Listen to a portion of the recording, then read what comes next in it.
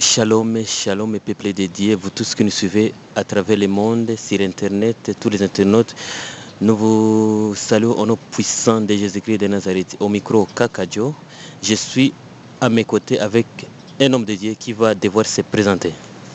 Shalom, shalom, je suis le prophète Enoch Michuro. Je suis ici à Bujumbura. Ça fait maintenant plus de 16 ans que je suis ici, j'œuvre pour le Seigneur. Donc, je suis aussi pasteur d'une église Maison de la Miséricorde. Pasteur Enoch, prophète Enoch, bienvenue dans notre émission. Shalom, je suis dans la joie d'être avec vous ce matin. Chers internautes, vous avez appris que nous sommes avec le prophète ainsi que le pasteur Enoch Michuro qui pilote un ministère qui s'intitule Enoch Ministre International, c'est un ministère pour préparer l'épouse de Christ, pour préparer l'église à la rencontre du Seigneur. Donc nous sommes là pour rien que parler de l'enlèvement de l'église. Donc, prophète Enoch, est-ce que tu peux nous parler brièvement ce que signifie Enoch Ministre? Enoch Ministre, c'est, comme vous voyez, si nous pouvons entrer dans la Bible, il y a eu un homme de Dieu appelé Enoch, et cet homme, c'était le 7e depuis Adam. Donc quand on parle du chiffre 7, c'est-à-dire le repos. Alors le Seigneur a prévu le 7e jour pour que nous puissions nous reposer. Alors dans le calendrier de l'église du Seigneur, nous voulons entrer maintenant dans le 7e jour. Le 7e jour, c'est une période de l'enlèvement où l'enlèvement va passer pendant 7 ans. Alors Enoch Ministre, c'est le ministère pour aller crier aux nations de se préparer parce que bientôt il y aura le déluge. Alors celui qui avait parlé, c'était Enoch. Enoch, il a marché avec Dieu et à cause de la méchanceté, Dieu l'avait enlevé. Donc Enoch, ça veut dire l'enlèvement. Ça veut dire aussi la perfection.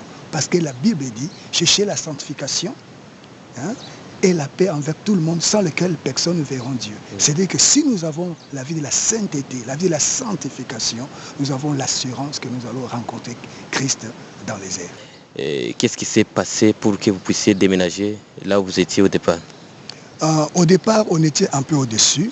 Il y a d'abord le problème de l'inondation. Donc, il y a eu de l'eau qui est entrée à l'église, ça a abîmé les instruments, ça a abîmé la place là où on était. Et puis la place commençait aussi à devenir petite parce que l'église commençait à grandir. Alors, avec les secours de notre Seigneur, Dieu nous a donné cette place là où nous nous trouvons actuellement. C'est une place qui est assez vaste, ça peut contenir plus de 300 membres. Donc c'est la grâce que nous avons reçue, cette place, bien que nous sommes dans les derniers jours, dans les temps difficiles, mais le Seigneur, par sa grâce, nous avait amenés ici. Donc c'est une place que nous louons pour continuer l'œuvre du Seigneur. Apparemment, il y a certaines sources qui disent que la parcelle est à vendre. Et quel est exactement les problèmes? Est-ce que vous avez des partenaires étrangers qui vous soutiennent dans votre ministère? Bien-aimé, la Bible dit, mon juste vivra par la foi. Maudit soit l'homme qui se confie à l'homme. Comme c'est un ministère pour préparer l'épouse de Christ, il y a beaucoup de pièges. Voilà pourquoi nous nous basons dans la prière et dans une vie de la sanctification. Parce que le message clé, c'est la sanctification. Si nous pouvons parler de partenaires, dans le monde, il y a des partenaires. Il y a beaucoup de partenaires qui peuvent soutenir l'œuvre, mais l'œuvre du Seigneur, l'œuvre de la sanctification, a peu de partenaires parce que les gens ne veulent pas que la lumière luise dans les ténèbres. Voilà comme le message, c'est pour réveiller les gens, faire sortir les gens dans des églises qui sont comme des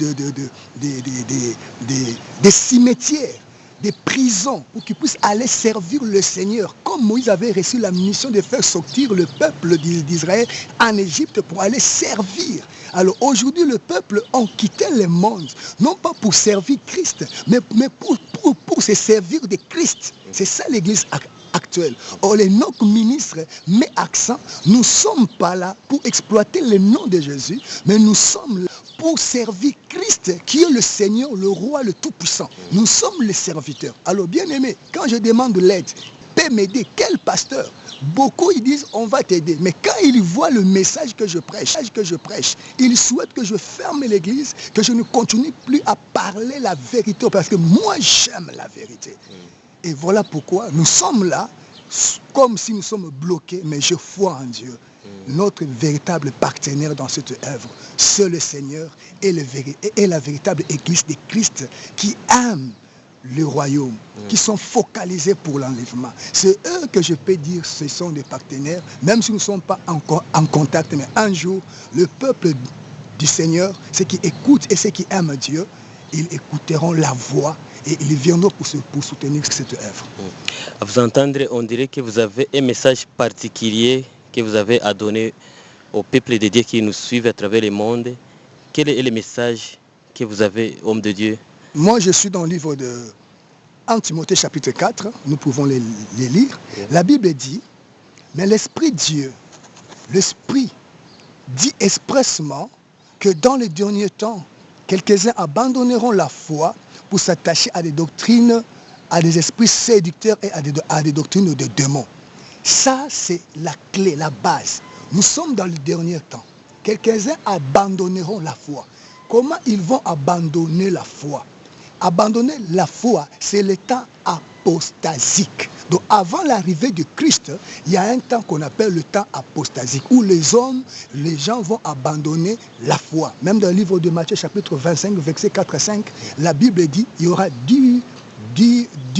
5 femmes folles et 5 autres femmes sages. Et toutes ces 10 femmes attendaient le retour du marié, dès le pou plus tôt. Mais la Bible dit, les folles n'avaient pas de lampe avec de l'huile. Mais les sages avaient les lampes avec de l'huile. Mais au milieu de la nuit, on cria, réveillez-vous, allez à la rencontre du Seigneur. Donc il y a un cri du soir, il y a un cri pour réveiller le peuple. Alors nous sommes ce cri du soir, nous sommes ce cri d'aller dire au peuple de Dieu, voici le pou, il est à votre rencontre. Alors voilà pourquoi c'est ça le message clé d'Enoch, ministre, de réveiller les gens pour aller à la rencontre de l'épouse. Donc on dirait que vous êtes une voie de restauration de certaines valeurs spirituelles qui ont été inversées par les hommes de Dieu qui prêchent surtout sur la prospérité. C'est notre combat, bien-aimé. Alors quelles sont les activités déjà réalisées par Enoch Ministry, c'est-à-dire l'impact au niveau du Burundi, mais aussi au niveau international? Enoch Ministre a, par la grâce, par l'amour, il y a beaucoup de serviteurs de Dieu qui étaient rétrogradés, ils sont revenus. Il y a beaucoup de serviteurs de Dieu qui étaient, je peux dire, endoctrinés par la doctrine de la prospérité, la doctrine de la bénédiction. La prospérité n'est pas un message de la Bible, pasteur. La prospérité est un message de la Bible. Mais la Bible dit, soyez focalisés pour des choses en haut, recherchez Christ. Alors, notre objectif, nous n'avons pas été baptisés pour être des millionnaires. Nous avons été baptisés pour être fils de Dieu. Qui veut dire fils de Dieu, qui veut dire tel que Christ est. Alors on ne doit pas insister sur certaines choses. S'ils sont loin pour parler de la prospérité, c'est leur message. Mais mon message à moi, c'est préparer l'Église à la rencontre de Christ. Homme de Dieu, prophète Enoch, pourquoi on vous appelle Fimbo? Fimbo, ça veut dire c'est en Swahili. Fimbo, en Swahili, c'est Fimbo, c'est en Swahili, à Lingala, et ça Fimbo. Donc, en français, c'est la chicotte. Donc, on me dit, je suis un fimbologue. Pourquoi? Parce que le message poignarde. Quand je parle, bien aimé, il y a beaucoup de pasteurs qui critiquent, qui crient, parce qu'ils ont captivé les âmes. Ils ont donné de faux espoirs aux gens. Ils n'ont pas préparé l'âme à la rencontre du Seigneur. Ils n'ont pas cherché à nourrir l'esprit, d'aimer Christ, la foi et la communion en Christ. Pas à l'homme de Dieu, en Christ. Nous sommes seulement le voix qui crie.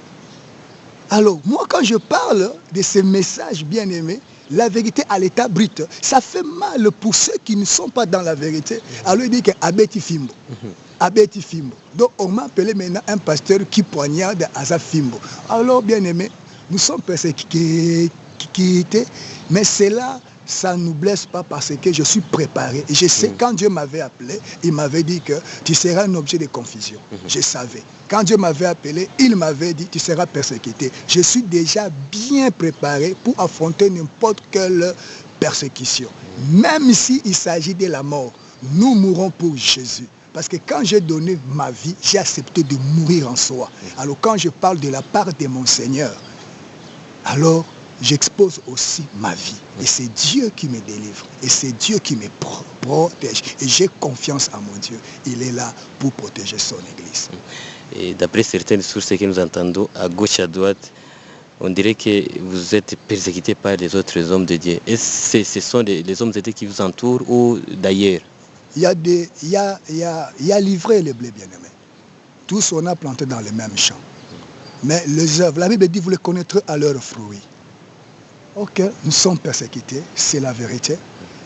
Même la nation burundaise, aujourd'hui les églises, nous sommes dans une persécution. On commence à fermer les églises. Des grands noms, des grandes églises, ils ont fait un bloc, une association. Ils se sont ligués ensemble pour fermer les portes à des petites églises. On nous refuse d'avoir des papiers, on nous refuse toutes ces choses. Bien aimé, ça a commencé au Kenya, au Rwanda, c'est maintenant au Burundi. Ça, c'est la persécution. Ce sont les signes qui montrent que Jésus-Christ est en train de venir.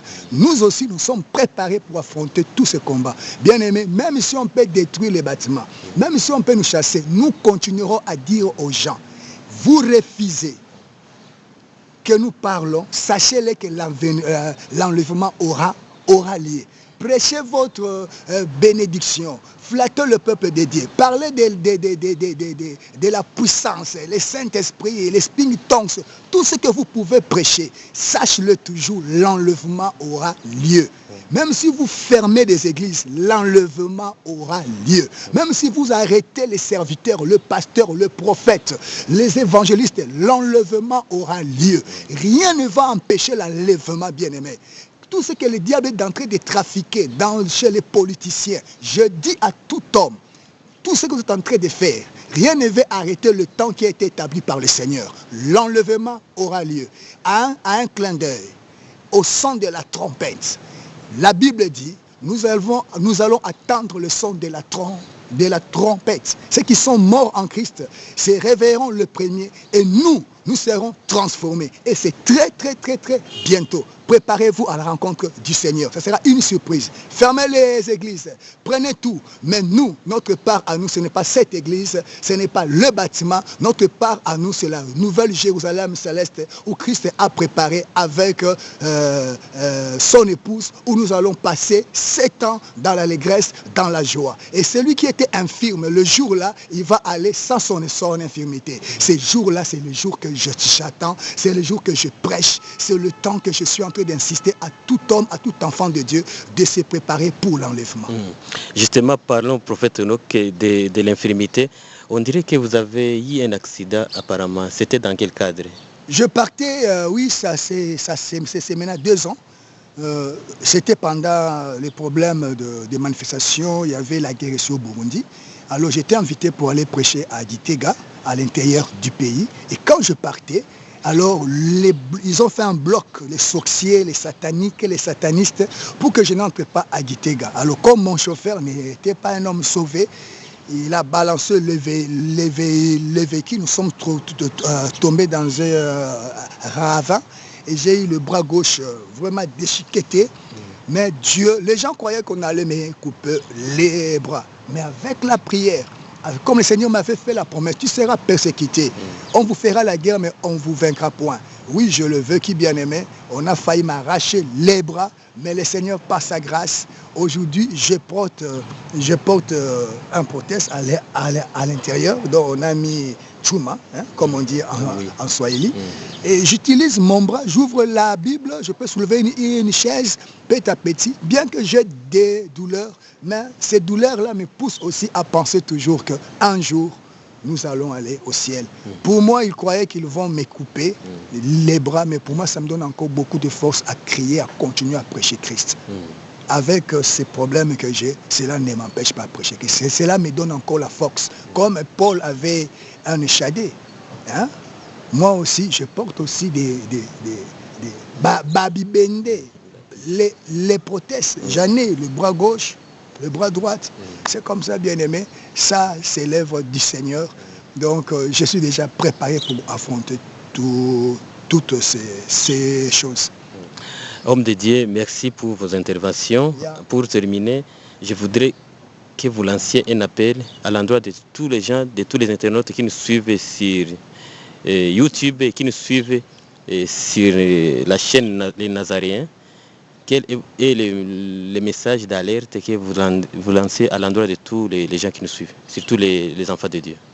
Je demande à tous les rachetés, je demande à tout le peuple de Dieu, ceux-là qui croient avec moi que l'enlèvement aura lieu bientôt, de m'aider à crier encore au niveau du média, la presse. Aide-moi, bien-aimé, à ce que ce message puisse aller partout dans le monde. Je vous demande seulement une seule chose, réfléchissons un peu. Nous avons de grands hommes de Dieu de renommée internationale. Vous allez au Nigeria, vous allez en Afrique du Sud, vous allez en Amérique. Ils sont capables de rassembler plus de 5 millions de personnes, 10 000 personnes, 50 000 personnes. Pourquoi ils n'ont jamais eu de plus que 20 minutes de parler concernant l'enlèvement de l'Église? Parce qu'ils ne sont pas appelés pour faire ce genre de choses. Et tout ce peuple qui croit au bien-être matériel, tout ce peuple qui croit au bien-être matériel, tout ce peuple qui croit au bien-être social, ils vont vers ces gens-là parce qu'ils veulent vivre une bonne vie sur la terre, mais ils ne pensent pas à la vie de l'au-delà. Alors, bien-aimés, nous sommes des rares de ces serviteurs pour ce temps de la fin qui pensent, qui prient encore, qui prêchent encore l'enlèvement et la sanctification. Voilà pourquoi nous sommes persécutés. J'ai dans mon corps des prothèses.